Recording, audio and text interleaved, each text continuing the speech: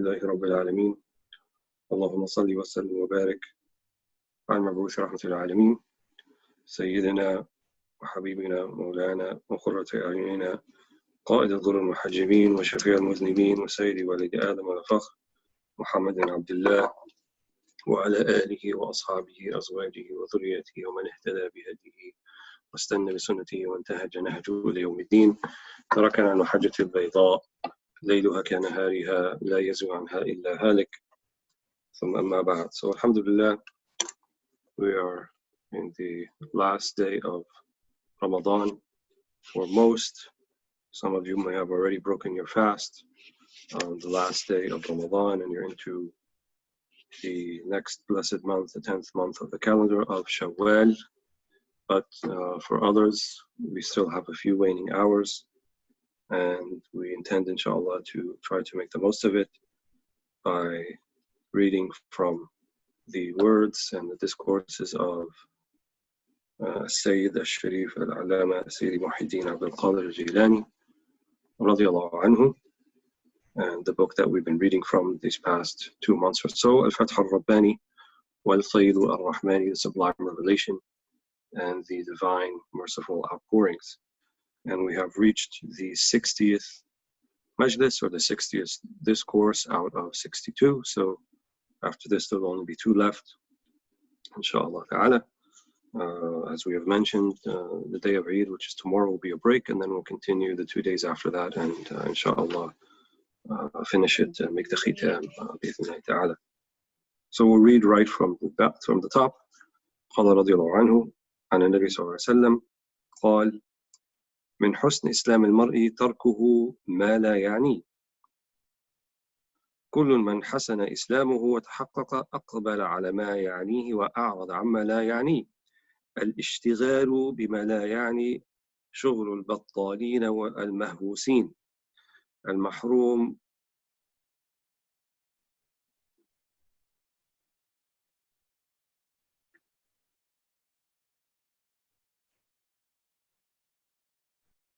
It's not making sense in Arabic. المحمود يرضى عن مولاه, I think it should be saying. من لم يعمل بما أمر واشتغل بما لم يؤمر به هذا هو الحرمان بعينه والموت بعينه والطرد بعينه. اشتغالك بالدنيا يحتاج إلى نية صالحة وإلا فأنت ممقوت. اشتغل بطهارة قلبك أولا فإنه فريضة، ثم تعرض للمعرفة. إذا ضيعت الأصل لا يقبل منك الاشتغال بالفرع. لا تنفع طهارة الجوارح مع نجاسة القلب. طهر جوارحك بالسنة وقلبك بالعمل بالقرآن. So it's a lot of profound words here. Let's look at that first. He said, the Prophet ﷺ is reported of having said, part of the excellence of a person's Islam is paying no attention to that which does not concern him or her.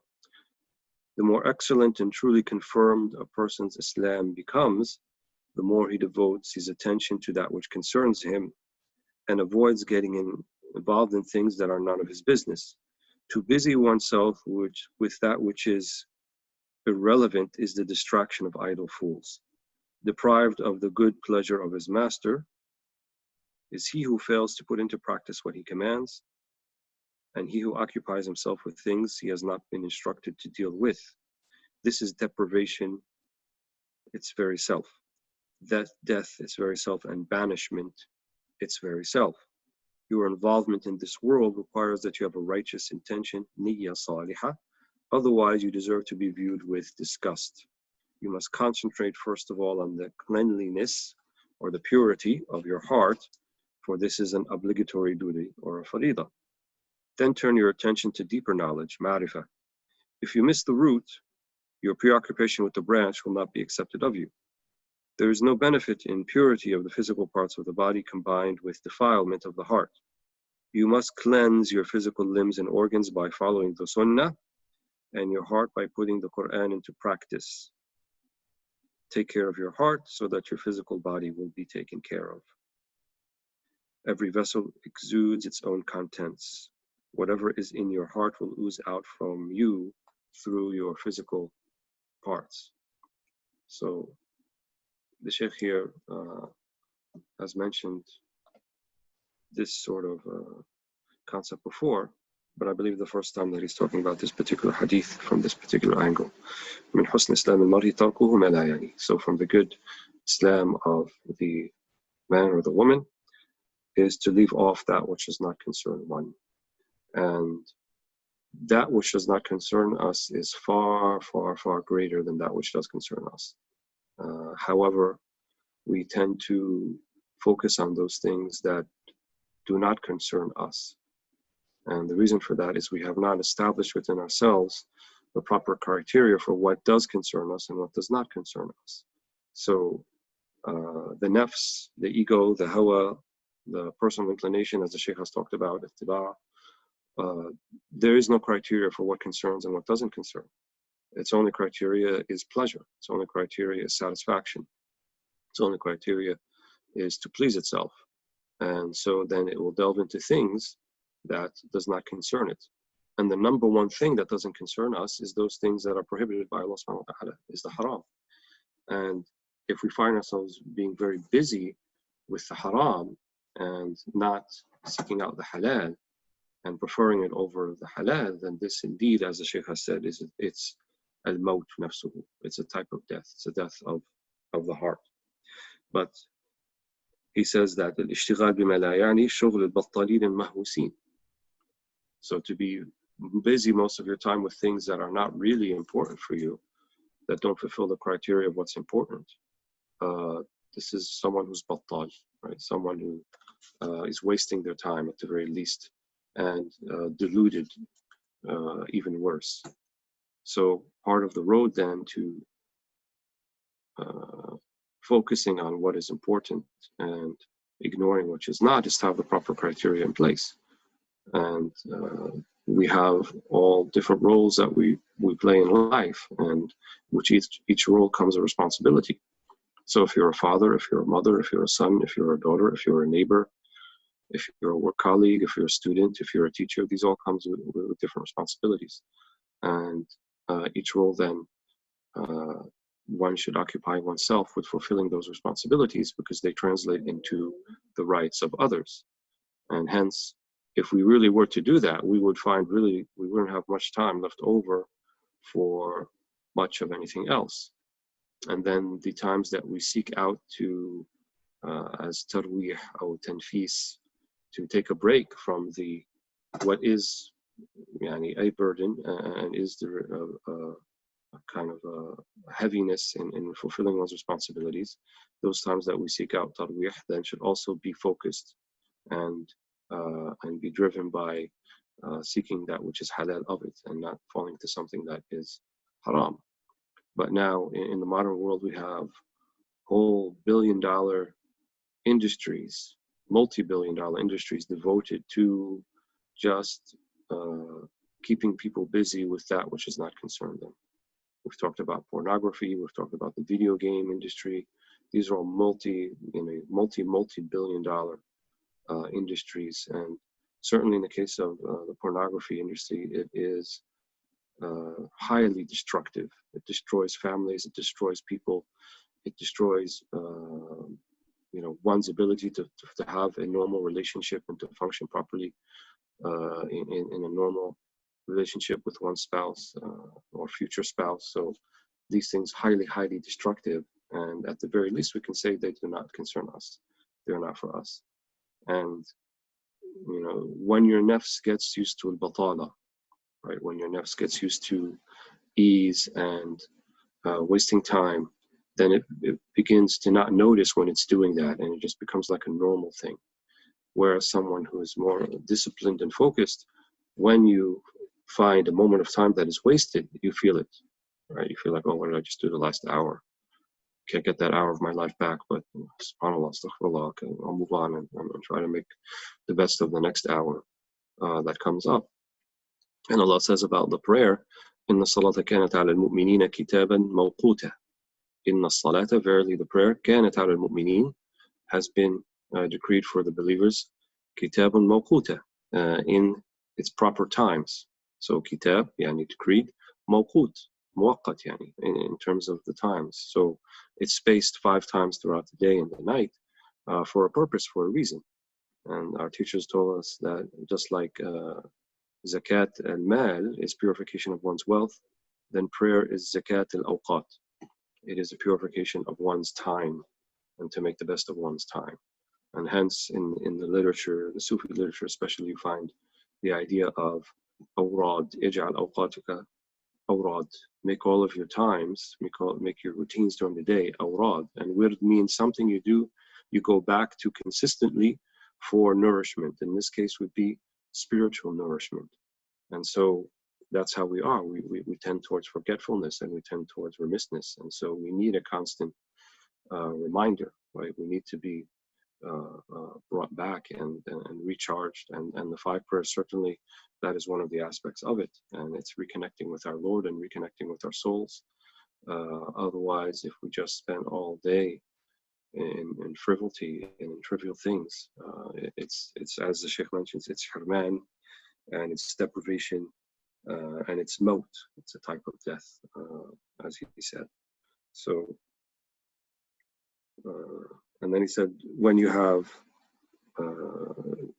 this focus on purification of your heart, of course you're going to take part in the dunya. Of course you're going to participate in society, and you're going to hopefully enrich it and add value and so forth. But that needs a proper intention, he said. How can you have a proper intention when your heart is not in the right place? You don't even know what a proper intention looks like until you have had tasfiyah, right?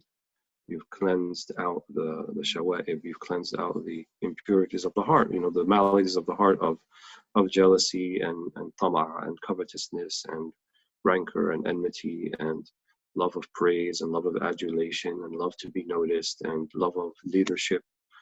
So as long as those things remain in one's heart, then it'll be difficult to have a good intention to anything. There's always going to be something that creeps in. So make your times important, make your things that you focus on important, significant, and establish criteria for yourself to determine that which is important. So he gives an example later on here of the Prophet Musa. That's what we'll skip to a little bit, where he says, ما يقدر أن يقول إني أنا الله إلا الله ربنا عز وجل متكلم ليس بأخرس. ولهذا أكد الله عز وجل الأمر في كلام لموسى فقال وكلم الله موسى تكليما له كلام يسمع ويفهم.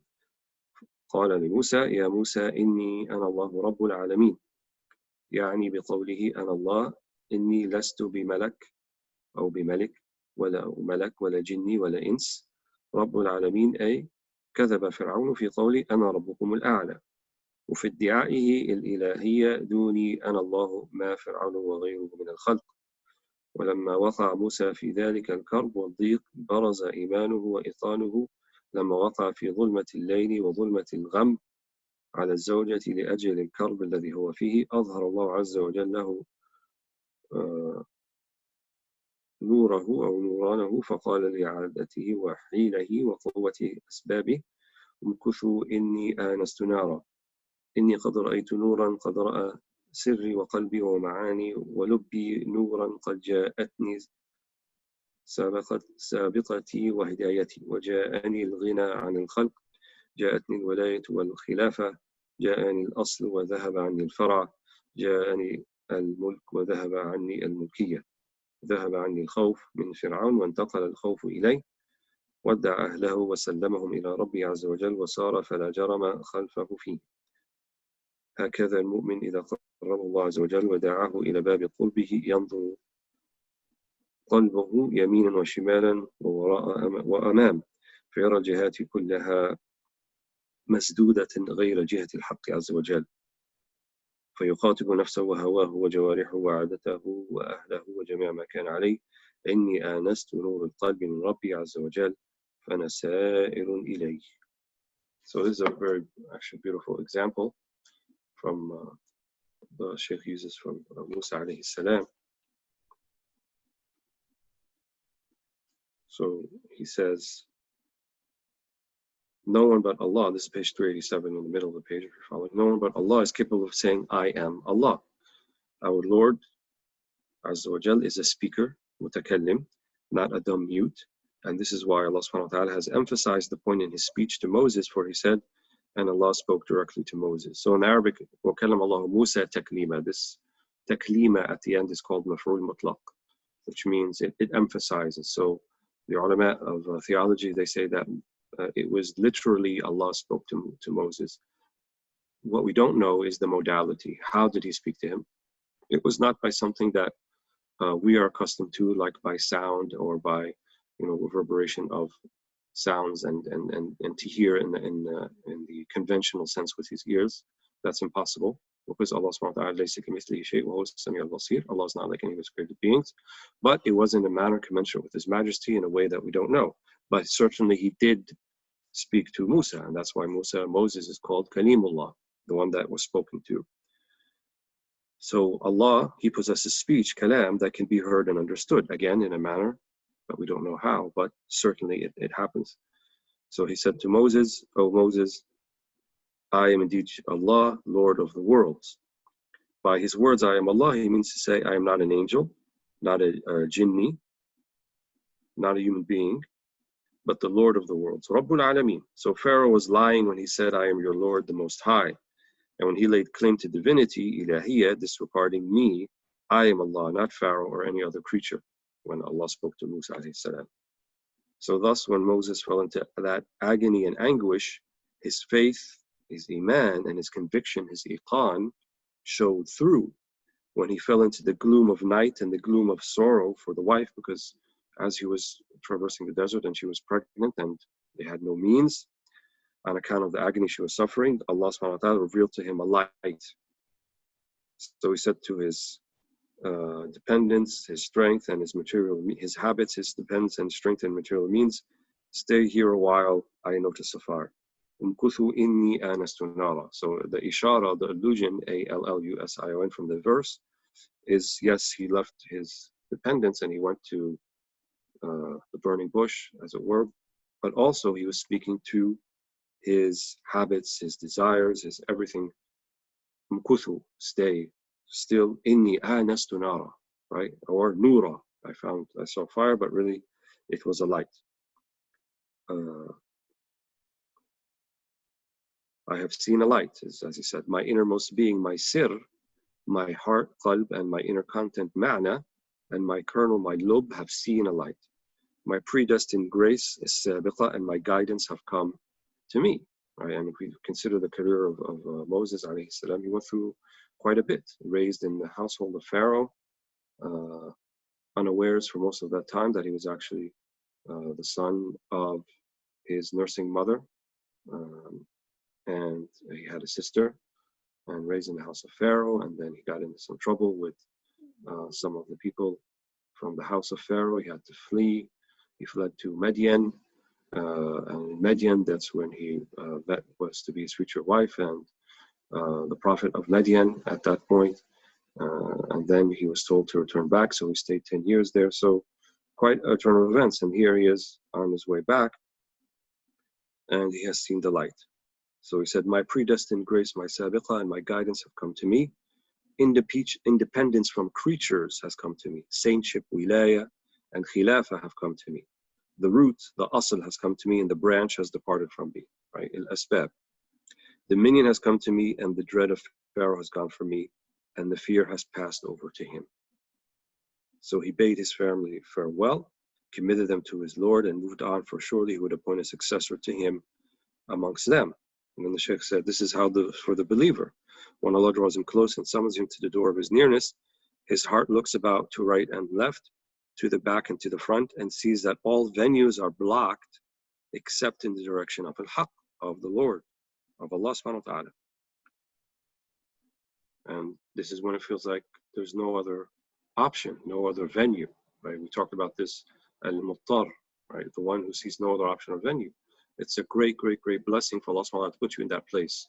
And admittedly, it's actually also a very frightening place to be in, when you feel that all of the things that you used to depend upon somehow no longer avail you and will have no power to bring you that which you are accustomed to from material means or from your habits or your own prowess and all these things. You basically feel like a zero. It is a frightening place to be, but it's at that point, right then and there, when the whole thing could be flipped over. The whole thing can change into something completely different when Allah subhanahu wa ta'ala then brings you in. That's what he means, draws him close and summons him to the door of his nearness. His heart looks about to right and left, to the back and to the front, and he sees that all avenues are blocked except in the direction of al-haq. Then he addresses his lower self, his nafs, his passions, his hawa, his physical limbs and organs, his jawarah, and his habits, his ada, his family, and everything he has been involved with, saying, I have spotted the light of nearness to my Lord, so I am moving on toward it. If I have to return, I shall come back to you. And then he will come back completely different, or she'll come back completely different. The world will look different. You will see Allah subhanahu wa ta'ala in everything. You will see the manifestation, the tajalliyat. And at that point, the fear of things departs from you, and what remains is only the fear of Allah subhanahu wa ta'ala.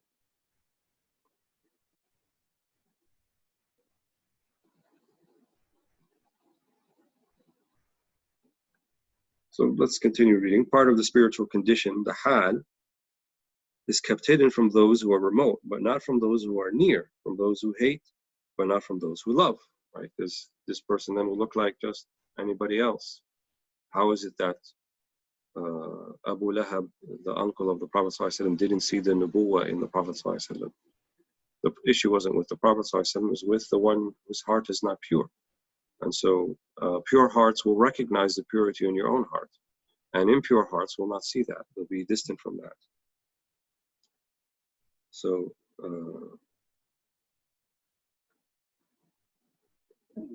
it is kept hidden from the majority, but not from the few. When this heart is sound and pure, you can hear the call of the haqq, the Lord of truth, from each of the 6 directions, which are right and left, above and below, in front and behind. You can hear the call of every prophet, every messenger, and siddiq, and saint, and wali. At this stage, he draws near to him, capital H, yani Allah, so that his life comes to be nearness to him, and his death remoteness from him. So there's a new life and death, new criteria, right? This is the firm criteria that will establish that which is important in your life and that which is not. So if life to you then is qurb ilallah, is closeness to Allah subhanahu wa ta'ala, and then death is the deprivation of that, right, which is remoteness from Allah subhanahu wa ta'ala, then your criteria for what the activities you partake in, and who's important in your life and who's not, and how you spend your time, and all those things will take on a completely new life of itself. So his contentment comes to be in his munajah, right? His inner conversation, intimate conversation with Allah. And he is satisfied with this to the exclusion of everything else. Someone who's in this maqam is never lonely, right? They can be alone, but they're not lonely. And in fact, they find uns in being alone because they're not really alone, they're with Allah. As the Prophet ﷺ said to Abu Bakr, La tahzan inna Allaha ma'ana. Don't grieve, Allah is with us. So this ma'iyah, right, to be with Allah subhanahu wa ta'ala, to feel that Allah is with you, right? That's the meaning. He does not care about loss of this world. He does not care about hunger and thirst, nakedness and indignity. The seeker, or the murid, right, who's still striving toward this place, finds contentment in acts of obedience, ta'at, while the knower, the arif, who is sought, or the murad, right, the one who is sought, murid is the one who is seeking, murad is the one who is sought by whom? Sought by Allah subhanahu wa ta'ala, finds contentment in al-qurb, in nearness to Allah subhanahu wa ta'ala. So he says this business cannot be achieved through fasting by day and keeping vigil at night, eating rough food and wearing rough clothes, while, so not by itself, but while still being influenced by the nafs, the lower self, the passions, the hawa, the natural inclinations, the taba, and ignorance and the opinions of other people. As long as we seek validation of other people, we seek their opinions, we want to know we're on the right track and they have to approve of what we do, then that maqam will be difficult to find. But when we let go of that, when we liberate ourselves from what people think of us and their approvals and their validations, and not to seek that, and we only seek the validation of God, of Allah subhanahu wa ta'ala, then it'll be a completely different world. So he says, be sincere, akhlis, and you'll be saved. Takhlus, right? Akhlis, yani al-ikhlas, be sincere, then you'll have al-khalas, right? Which is to be saved, you'll find salvation. Be truthful, usduq, and you will attain your goal, draw close to your aspiration and ascend to the heights. Surrender, salim, and you'll be safe and sound, salimta, right? He's using kind of the same word. So salam means safety and it means peace. Salim means to submit. So submit to Allah subhanahu wa ta'ala willingly, and then you'll find salama. Be compliant, wafiq, and you'll be helped to succeed, wuffiqta. So we talked about muwafaqa. Be compliant, wafiq, ala ma yuqadiruhu Allahu lak, that which Allah decrees for you, and then you will find tawfiq, wuffiqta. Be content, irda, and you'll be approved of, rudiya anka, right? Irda anillah. Be content with Allah, then Allah will be contented with you. You must make the start, or a start, then the Lord of Truth, al-Haq, will bring things to completion for you. And that has always been the mantra of Bab al-Ahwal wal-Maqamat. You know, the leaders of this science, they always say, take the first step. Sidq al-Tawajjuh, be sincere in turning towards Allah subhanahu wa ta'ala, and then you will realize you don't have to do the trip on your own. You just have to get on the bus, or you have to get on the train, and it's going to take you where you need to go, but you have to get up there first. You have to make the step to get there.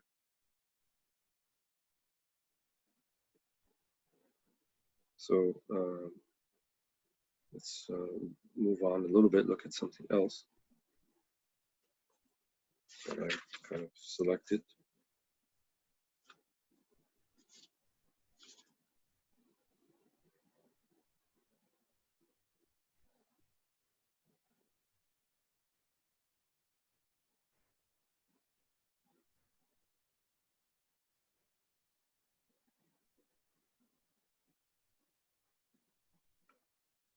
So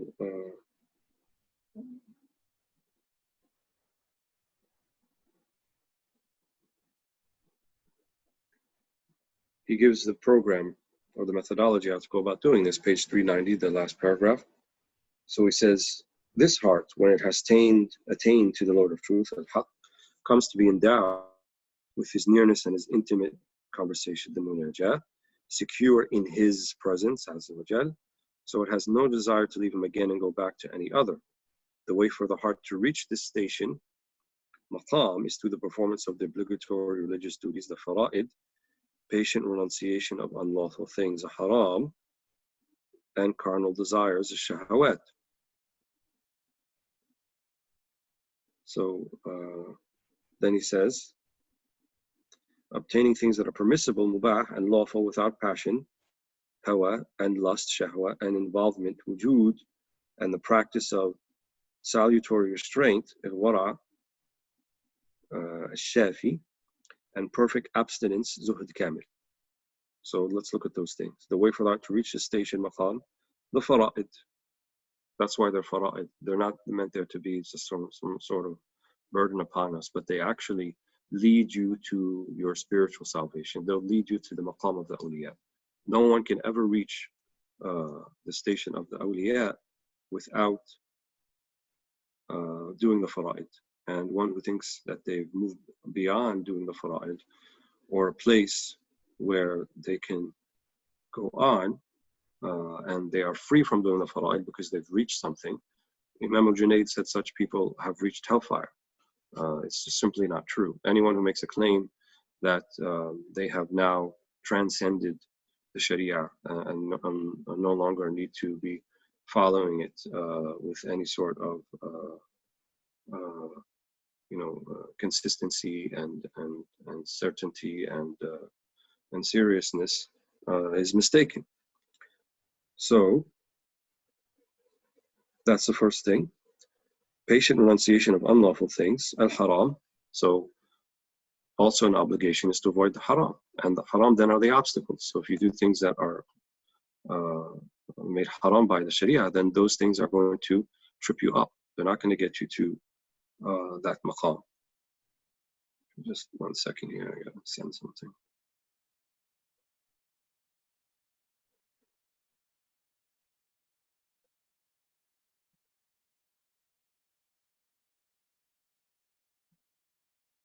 So,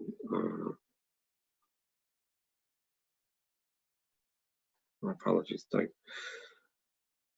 So, praise and renunciation of unlawful things and carnal desires, a shahawat, right? Because that's why people do the haram. It begins with a shahwa, a carnal desire first. Obtaining things that are permissible only, so the mubah. So this requires some knowledge of the sharia to do that, and only the lawful, without passion and lust and involvement, wujud. In other words, we take part of the halal and we take part of the things that we need of the dunya as a necessity, as they say, and not as just the soul. I shouldn't say mere, but the soul interest in having some satisfaction in possessing that thing or taking part in that thing. You may feel satisfaction, right? Everyone loves, a good piece of cheesecake or a hamburger or, a good steak.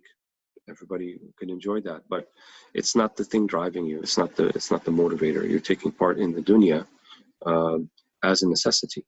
And there are ways actually even to partake in those things and to have a good niyyah, to have a good intention about it. That you're getting, renewing your physical strength. If you're sharing it with someone else, to bring happiness to them, these sorts of things. Because there is a type of zuhud, or type of renunciation that can be grating and offensive to other believers, and that type of zuhud we should avoid. And we mentioned this, I think, a few sessions back when the Prophet ﷺ talked about al-mutanatti'un, halak al-mutanatti'un, and he said it 3 times. These people who are mutanatti', who are overly zealous, they will be destroyed, right? Because then they make zuhud becomes their God, right? That becomes their objective. So they're not seeking God, they're seeking the means to God, and they make that their maqsad, they make that their objective. So the prayer is not your God, fasting is not your God, Ramadan is not your God. These are means. Laylat al-Qadr, you're seeking Allah, and Allah subhanahu wa ta'ala, He has gifted you this great bounty in the Layla, but it's not about seeking Laylat al-Qadr, right? The Prophet said, iltamisu, right? People need to know, what does iltimas mean, right? It didn't say utlub, iltamis. Iltimas means, pray every night. And the iltimas, hopefully that night that you're praying will fall on Laylat al-Qadr, right? And you'll get the reward for that. Not the idea that you make it kind of this sole objective, and then you lose sight of God, you lose sight of Allah subhanahu wa ta'ala. So we want to avoid that type of zuhud, a zuhud that's offensive and grating to people. There are, every particular time has, or every particular situation has a particular thing that needs to be said, or a particular thing that needs to be done. And, if your parents or your mother makes you, some sort of nice sweet or something in Ramadan, and you say, oh, astaghfirullah, all these sweets that come out only in Ramadan, what a bid'ah. People have lost sight of Ramadan, they should only focus on the ibadah, and they've lost sight of this. And while your words may be true, keep in mind how to implement them. Your words are true, but breaking your mother's heart or offending her certainly is not from the deen either. And so, hikmah, wisdom, means know when to or know how to apply the teachings in a specific situation, right? And look at the priorities of things. Many people who, tend to discount the effect our actions have upon other people, and they just think it's sort of like collateral damage. This is the way the deen is supposed to be. If they get offended, not my problem, and they got to live with it, and that sort of thing. And certainly that's not true. We don't disobey Allah subhanahu wa ta'ala to obey someone, that is true. But at the same time, if you're in your fulfillment, in your practice of the deen, you wind up offending people all the time and putting them off, right? You become a tanfiri, right? Tanfir. Shaykh Abd used that term recently, and I think it's appropriate.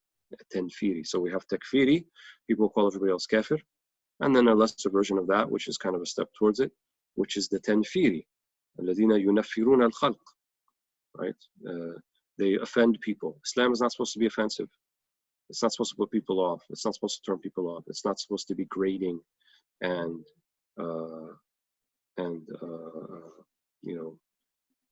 make people not want to have any part of it, and make people question why anyone would want to follow this religion. And it shouldn't be about merely the spilling of blood and cursing people and condemning people to hellfire and all this sort of thing. This is tanfir. And when the Prophet ﷺ wassa, he gave the wasiyah to Sayyidina Ali and Mu'adh when they went to Yemen. He said, بشرا ولا تنفرا يسرا ولا تعسرا بشرا ولا تنفرا. هذا أمر من النبي صلى الله عليه وسلم. بشرا يعني give people يعني بشر, give them bishara, make them feel optimistic, especially if you're inviting them to Islam. ولا تنفرا, right? And don't make tanfir, don't drive them away. Don't be a fitna for people, right? Don't make if your practice of the deen is a fitna for people, you're doing it wrong, right? If you think that by being stern and austere and severe is a way to bring people to the deen, it's not. So, abadan. So, wara and perfect abstinence, zuhd kamil, right? And the real zuhud is to leave that which is not meant for you and to be certain and comfortable with the things that are meant for you. That's why some of them said, haqiqat al-zuhud, alla zuhud. The true zuhud is not really zuhud in the way that people understand it. When you renounce something, well, you're not going to renounce something that was meant for you to begin with, that's yours. And what's the point of renouncing something that was never meant to be with you anyway? So I renounce owning a 100-foot yacht in the Mediterranean. I'm going to be zahid in that thing. I'm not going to have that thing anyway. So it's kind of like an exercise in folly, so to speak. So the real zuhud is to be content with what Allah has given you and indifferent to the things He has not given you. So he said, is giving up of everything apart from Allah, min hayth al-qalb, detachment of the heart, opposition to the lower self, the nafs, the passions, the hawa, and the devil, the shaitan, the cleansing of the heart from all creatures whatsoever, and equal indifference to praise or blame. Again, the idea of validation of people and what people say and what people don't say. To receiving gifts or having them withheld. This is also important. Receiving gifts from whom? Even from Allah. If we offer a night of prayer or we do a day of fasting and we didn't get the feeling that we had expected, or we find that our sense of it doesn't measure up to what other people are saying. They'll say like, oh wow, that Laylatul Qadr was awesome. It definitely was tonight. It was amazing, and I can't imagine that anybody missed that. And then you read that on Facebook, and then you think like, oh, maybe I missed something. Maybe I wasn't doing it right. No, not at all. Be indifferent to whether you received qabd or bast, whether there's a constriction in your heart or whether there's an expansion in your heart. We need to worship Allah subhanahu wa ta'ala in all different situations, in every different situation. So receiving gifts, having them withheld, there should be an indifference to that as well. And to the hard life of the desert, al-hajar, or the comfort of civilized living, al-madar, right? Even the circumstances of your living, one day may be easy, one day may be not. One day you may have a very good job and lots of savings, and one day you may not. Again, the constant is Allah subhanahu wa ta'ala. So the first stage of this business is bearing witness that there is none worthy of worship except Allah subhanahu wa ta'ala. Ashhadu an la ilaha illallah. And the last is equal indifference to rough or civilized living. In other words, the first maqam al-iman is to say and know la ilaha illallah. And then the highest maqam al-iman is ar-rida, contentment in all different situations. So whether you're living rough, as it were, or you're living a life of luxury, the contentment with the decree of Allah subhanahu wa ta'ala remains constant. So just, I guess a few last things. When someone has generally reached a stage He experiences the death of his lower self, the nafs, and his passions, his natural urges cease to flare up, and his devil becomes humbly submissive to him. This world and its lords, its arbab, become insignificant to his heart, while the hereafter and its lords acquire great importance in its sight. So back to the theme from the beginning. And husn Islam al-mar'i tarkuhu ma la ya'ni. So to not be concerned doesn't concern you, and then to be concerned with all of the things that should concern you. That's one of the alamat, right? That's one of the signs that Allah subhanahu wa ta'ala has made you the murad. Maybe you were murid, but now you have some of the alamat of being the murad. Wallahu ta'ala a'la wa a'lam. Alhamdulillahi Rabbil Alameen.